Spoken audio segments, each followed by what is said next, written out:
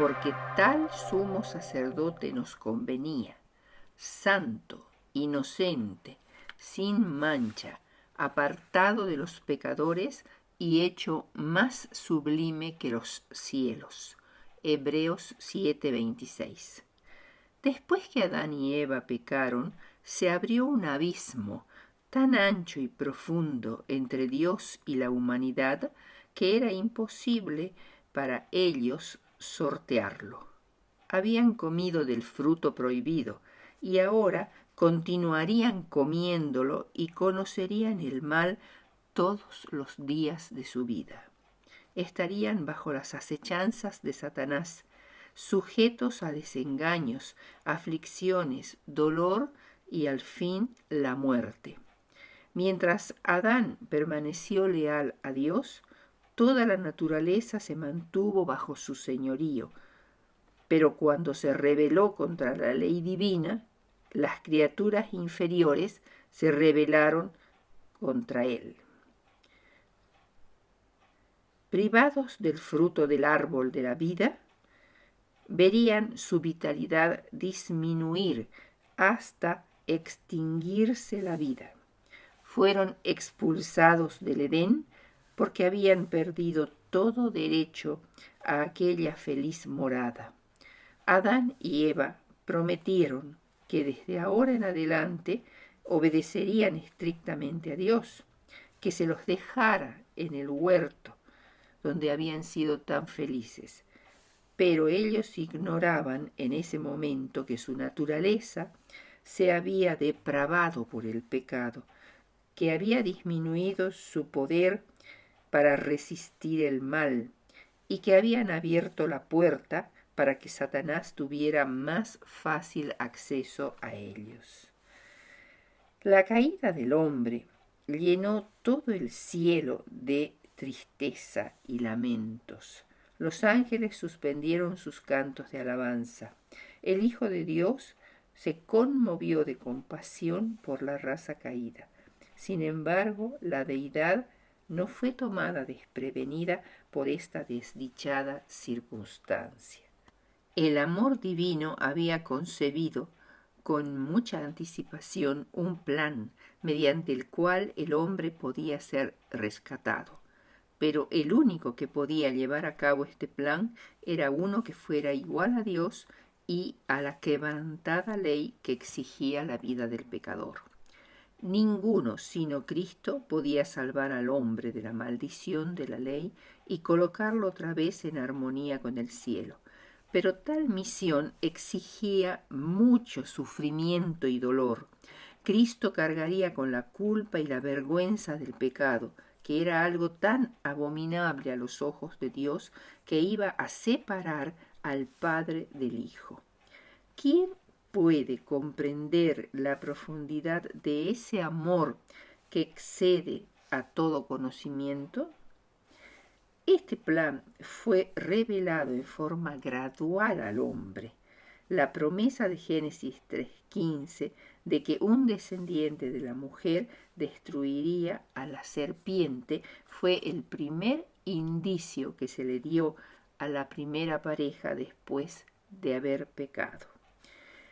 Hasta que se implementara este plan era necesario introducirlo mediante símbolos y figuras para que los humanos pudieran reconocer su pecado, arrepentirse y ser perdonados. Por ello, el sacrificio de animales fue ordenado por Dios para que fuese para el hombre un recuerdo perpetuo, un penitente reconocimiento de su pecado y una confesión de su fe en el Redentor prometido. A Adán, el primer sacrificio fue una ceremonia muy dolorosa. Presenciar la muerte de la inocente víctima le dio un sentido más profundo y vívido de la enormidad de su transgresión. Desde entonces, sin embargo, una estrella de esperanza iluminaba el tenebroso y horrible futuro y lo libraba de una completa desesperación. Primer punto. El sacerdocio durante la era patriarcal. Durante este periodo tan extenso, el sacerdote era el padre de la familia, que levantaba un altar y ofrecía allí el sacrificio, generalmente un holocausto, es decir, un sacrificio donde la víctima era quemada por completo. Por eso se llama así holocausto, que significa todo quemado. Se habla de Job, de Noé y de Abraham ofreciendo holocaustos en forma regular. Estos fueron los más antiguos, característicos y completos de entre todos los sacrificios. El predominio universal de los sacrificios en los pueblos antiguos y que no habían conocido a Dios indica que existía un precepto divino más bien que una invención humana en lo que atañe a su origen. Nada más que se había completamente perdido el sentido sustitutivo del sacrificio y la idea que predominaba en los pueblos paganos era el hecho de apaciguar la ira de un dios ofendido mediante el derramamiento de sangre, y se llegó hasta ofrecer sacrificios humanos y de niños. Cuando Noé salió del arca, edificó un altar y allí ofreció de todo animal limpio y de ave limpia. Expresó no tan solo gratitud, sino generosidad y su fe en el Salvador, simbolizado por los animales. Abraham, en su peregrinaje por Canaán, siendo el amo de una gran familia, tenía una responsabilidad hacia sus siervos de inculcarles un conocimiento más perfecto del Dios al que servía. Así prometió Abraham lealtad al verdadero Dios mediante los altares y los sacrificios que ofrecía. Hubo además en todo este período ciertos personajes que aparecen como luminares en la oscuridad de la idolatría y la ignorancia que reinaba. Estos eran siervos del Dios Altísimo. Por ejemplo, Melquisedec, el rey sacerdote de Salem, un pequeño reino donde la capital, Salem, fue la precursora de Jerusalén, y al cual se lo llama sacerdote, término que se usa en Génesis por primera vez, lo cual implica la existencia de una forma regularmente establecida de un culto de sacrificios. Ciertamente es sorprendente encontrar entre los impíos cananeos y amorreos del tiempo de Abraham a un gobernante local que no solo era leal al verdadero Dios, sino que también oficiaba como un sacerdote. Esto muestra que Dios todavía tenía personas que le eran leales, esparcidas aquí y allá en todo el mundo antiguo. Otro personaje así es Jetro, según Patriarcas y Profetas, página 38, el piadoso sacerdote de Madián.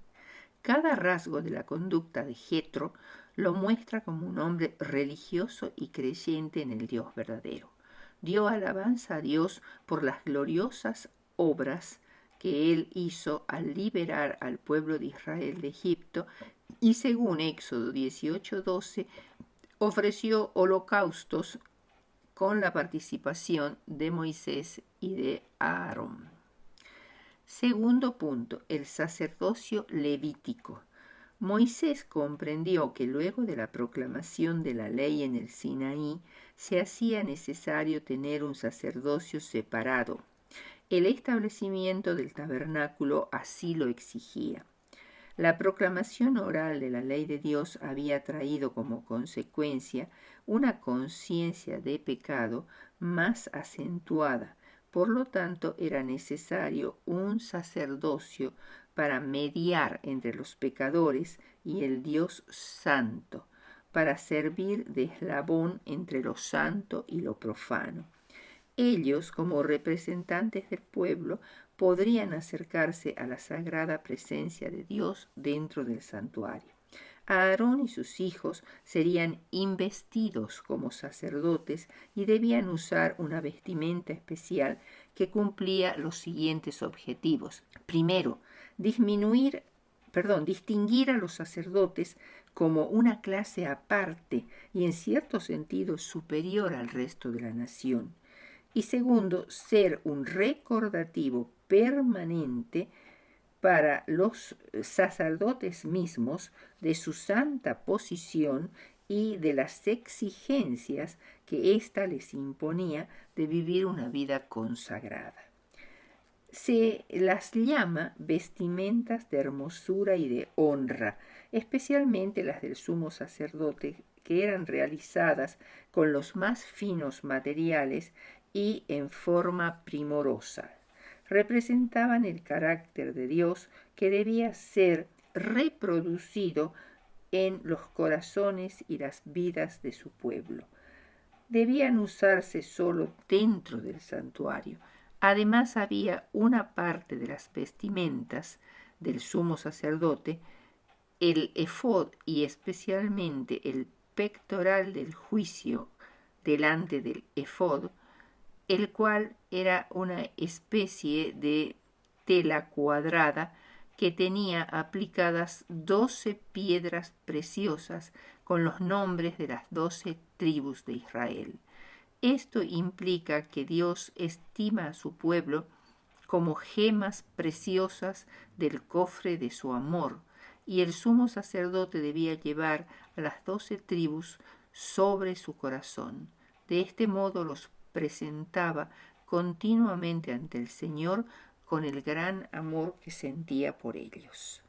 Tanto Aarón como sus hijos debían ser lavados y vestidos por Moisés, y Aarón era, como sumo sacerdote, ungido con el aceite de la unción que representaba al Espíritu Santo. Los levitas estaban por completo bajo la fiscalización del sumo sacerdote. Toda la tribu de Leví pertenecía a Dios para su servicio sagrado. Había requisitos para el sacerdocio levítico. Primero, tenían que ser descendientes de Aarón, los que aspiraban al cargo de sumo sacerdote y de sacerdotes. O sea, debían presentar registros genealógicos claros y definitorios de que eran descendientes de Aarón. Segundo, no tener ninguna deformidad física. Los que padecían de alguna deformidad así podían recibir su sustento, como los demás sacerdotes, de los sacrificios y los diezmos, pero no podían ministrar como sacerdotes. Tercero, tendrían que estar libres de toda contaminación ceremonial, o sea, tener contacto con cadáveres o con enfermos, y abstenerse de tomar vino antes de oficiar dentro del santuario. Debían acercarse a Dios en representación del pueblo, mediar entre un Dios santo y un pueblo pecador, por lo tanto debían ser santos. Quinto, el sumo sacerdote debía casarse con una mujer virgen. No podía casarse con una viuda, ni con alguna mujer cuya reputación estuviera manchada.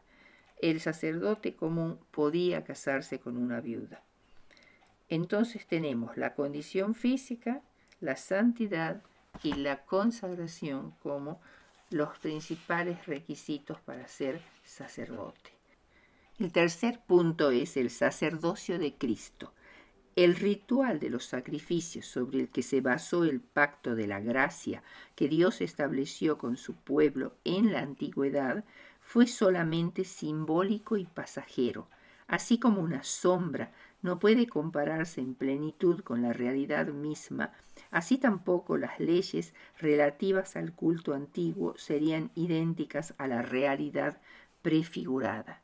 No obstante, todos debían mirar a través de esas sombras la realidad futura que iba a ser revelada.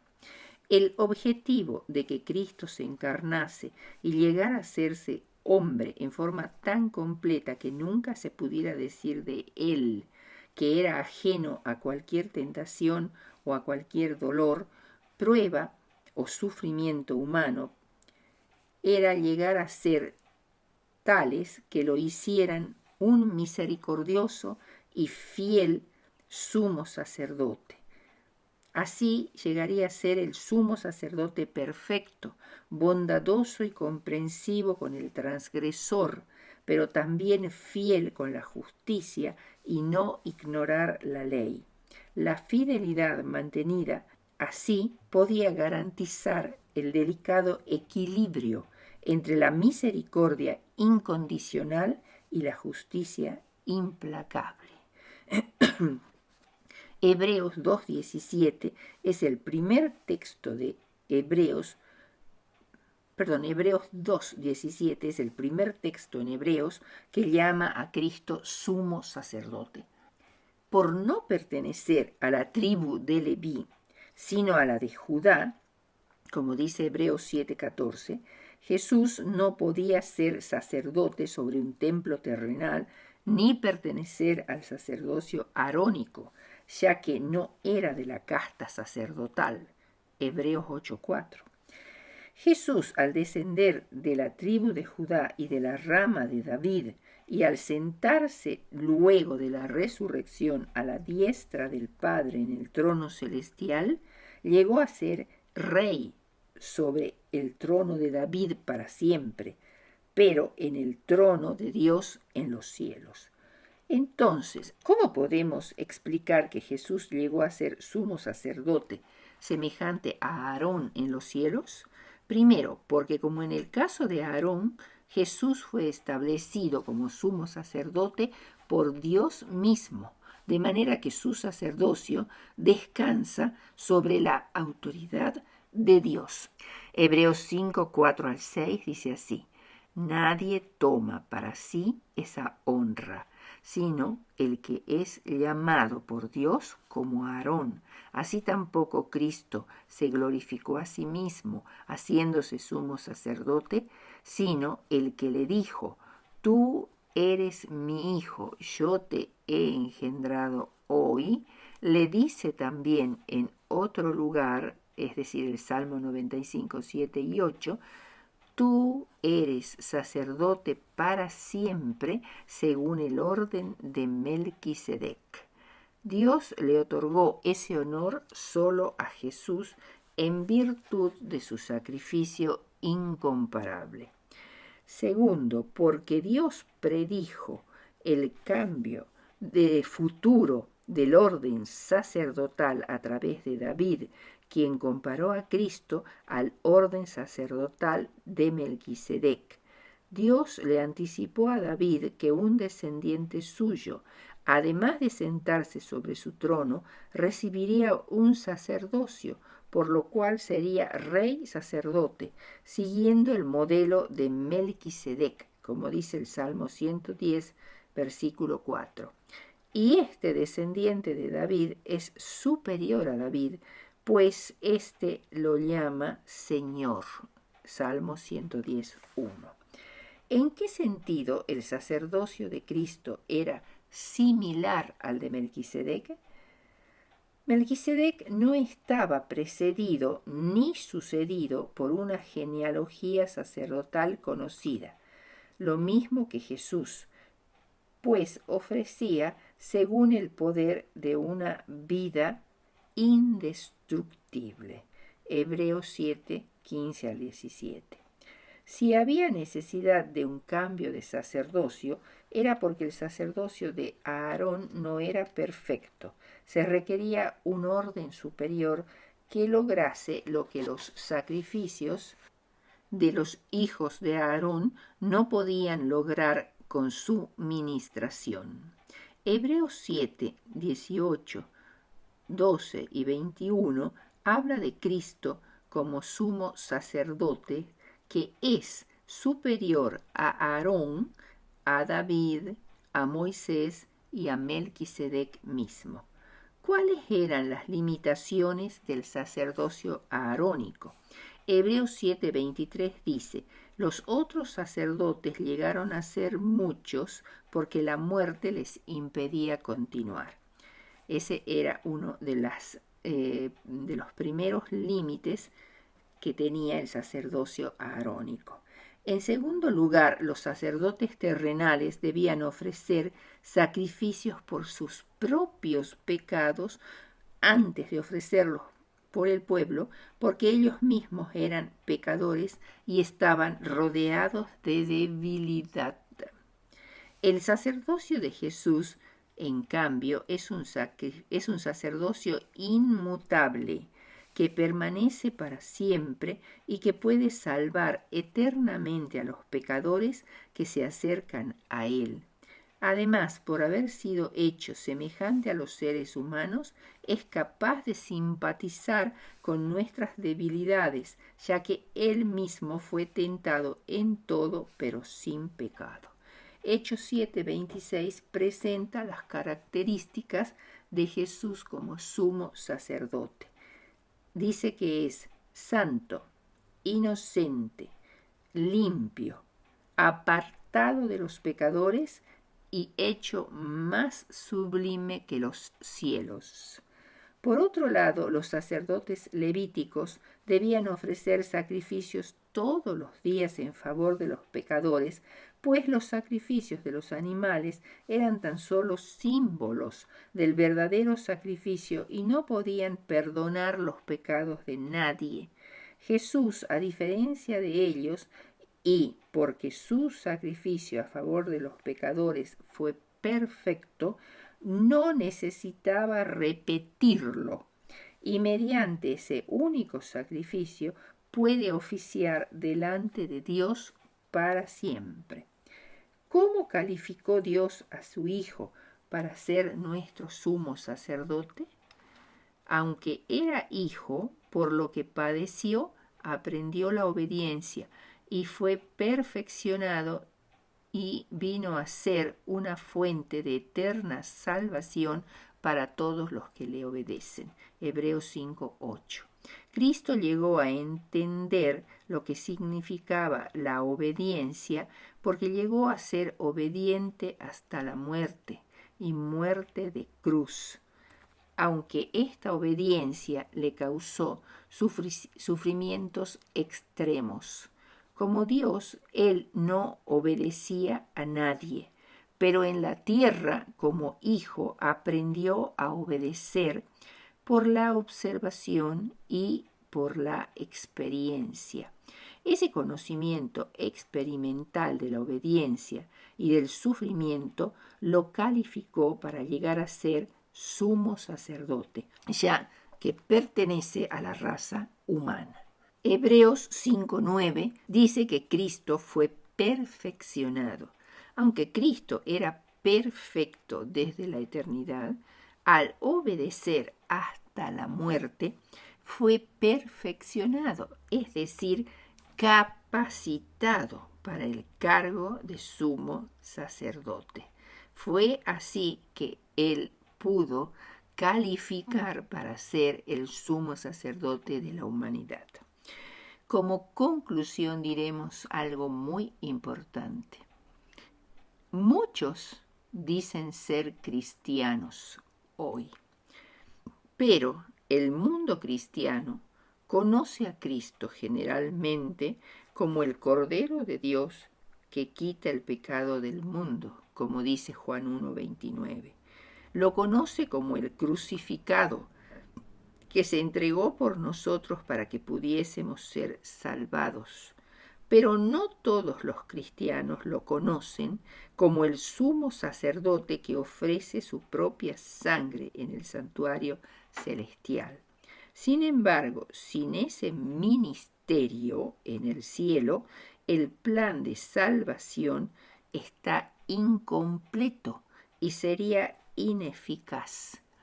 Cuando la Pascua fue instituida en Egipto, antes de salir de la esclavitud, Dios no solo ordenó a los israelitas que mataran el cordero, sino además que pusieran su sangre en los postes o dinteles de sus casas.